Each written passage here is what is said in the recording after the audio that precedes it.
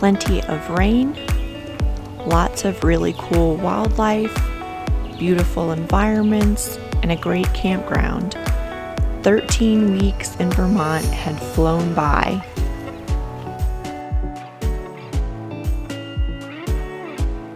Raine and Kierin joined me in Vermont for our exciting trip home.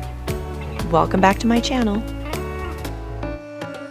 I said farewell to my coworkers on McClure 5, and the girls and I hit up a little bit around Bristol before leaving. Like that thing? You had one before? Yeah. If you're in this neck of the woods, Cubber's Pizza and Bristol Falls are two places you absolutely have to visit. There's been so much rain in Vermont that the falls are a little bit more rambunctious than the first time I was out here. And then it was time to get on the road. Bound for Boston, baby.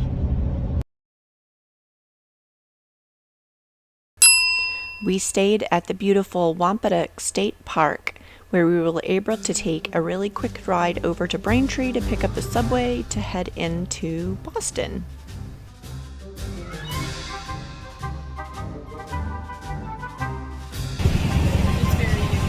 It is.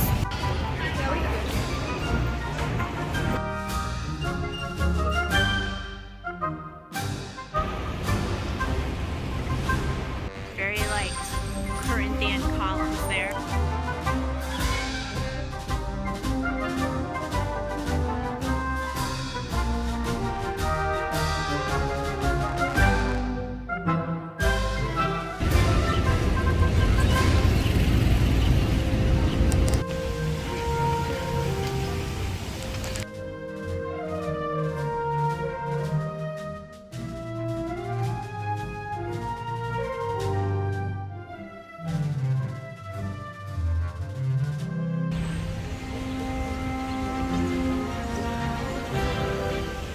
Walking around town, we worked up a bit of an appetite, so naturally we hit up a seafood restaurant. What else do you eat in Boston?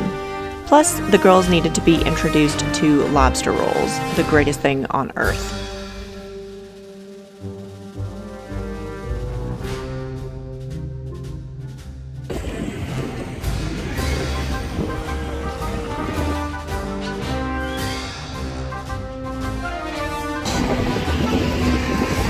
Boston, baby. With full bellies and happy hearts, we decided to go for a stroll around the harbor. I had purchased tickets for us to do the trolley tour and go to the Boston Tea Party Museum and ships, but we missed it being late getting into town, so we thought we'd walk over and just check it out anyway.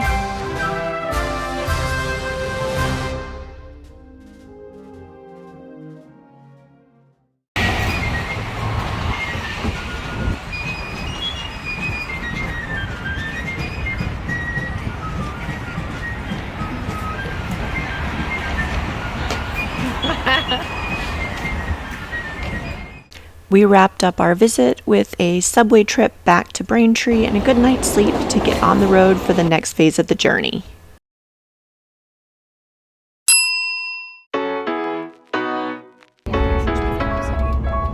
Driving an RV through New York City was definitely an experience, but we got to the Skyline RV camp and drive-in movie theater in Brooklyn before doing a little bit of exploring.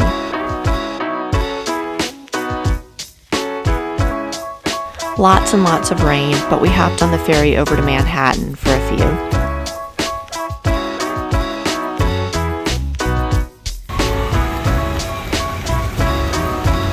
We didn't have a whole lot of time to spend before catching the ferry back over to Brooklyn to get ready for our dinner reservations at the prestigious River Cafe.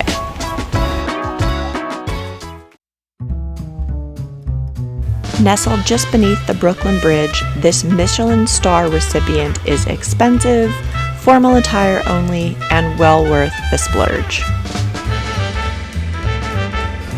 Girls, say hi!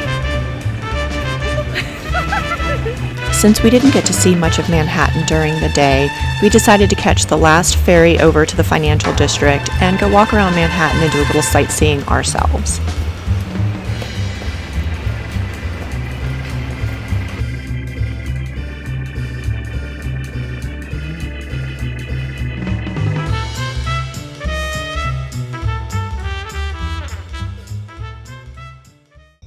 Hey guys, here we are at Liberty Point. It's really hard to see, so I'm going to show you in just a second. But there she is. I wish we would have had more time to spend because we barely got to scratch the surface on things to do in Manhattan, like going out to see the Statue of Liberty, going to the Met, seeing Central Park, all that kind of stuff. There just wasn't nearly enough time. But one of the things on our must-see list was the 9/11 Memorial at World Trade Center. At night, they put chains up around the memorial pools where the two towers stood, and there are guards that walk around, so you can't actually get close to them, but you can view them from a distance. It was a sobering experience, but we weren't done yet with Manhattan.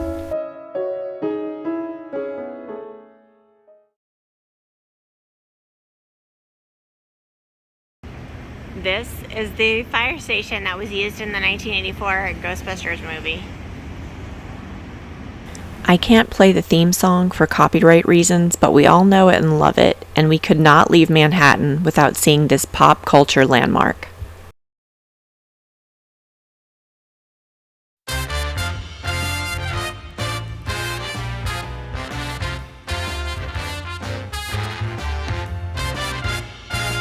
As much fun as we were having, it was time to wrap up the night and head home to get a good night's sleep back in Brooklyn for the next leg of our journey coming up. Even Virgil got to hang out a little bit out at the water.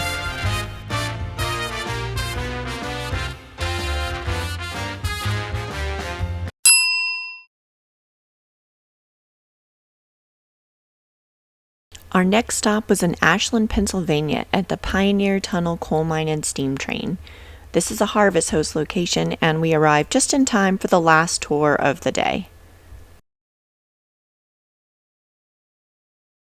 If you follow my videos, you know I used Harvest Host pretty regularly in my travels. There are lots of videos from YouTubers about the program, but if you'd like me to do one as well based on my experiences, please let me know in the comments. I would be happy to. We overnighted at this location, but we still had one stop to make in Pennsylvania.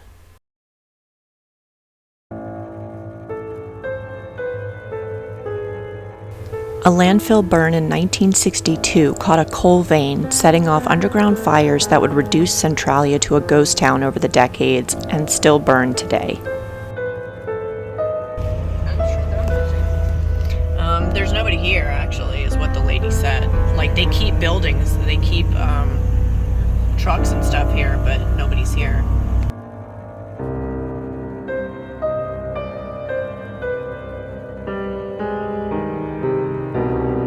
Literally everything is gone. I mean, it's just over the years they've torn down the building. So somewhere up in here was the like town center of Centralia. I mean, it's just not anymore. Wow. Completely gone. Center Street. Refusing government buyout to evacuate, the last remaining 4 residents as of 2021 won a lawsuit to remain in their homes until their deaths, at which point eminent domain will be fully invoked. Assumption of the Blessed Virgin Mary Ukrainian Catholic Church is one of the last buildings in Centralia and remains untouched by the fire. And the infamous graffiti highway was demolished by the landowners in 2020.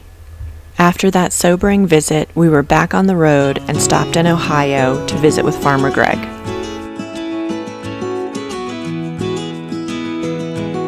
Another night stopover at Wood Hat Spirits in New Florence, Missouri, and back on the road. Our last stop was Wilson, Kansas, the Czech capital of Kansas and home of the world's largest Czech egg. In the middle of Kansas farmland, we'd find our last stop for the journey, Atlas ad Astra, a Harvest Host location featuring a decommissioned Cold War-era missile silo.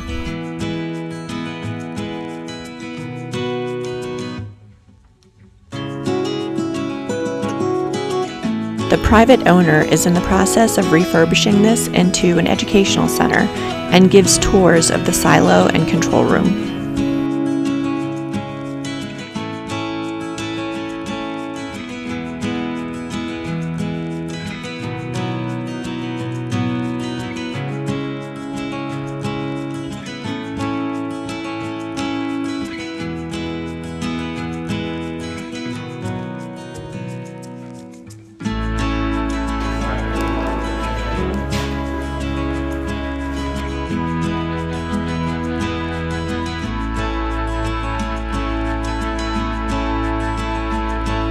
While we were there, an elderly gentleman came by, and it turns out he was actually one of the guards during the construction of this Atlas F missile silo.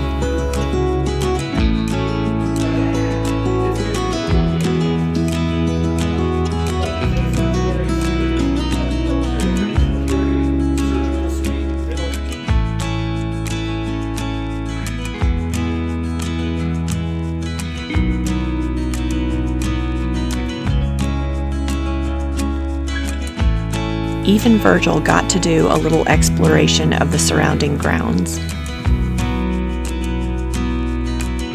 The weather was beautiful, and it was a fantastic way to end this incredible journey from the Northeast. If you enjoyed this video, hit like and subscribe. Thank you all so much for your ongoing support. Links for everything is in the description, and we'll see you on the next one.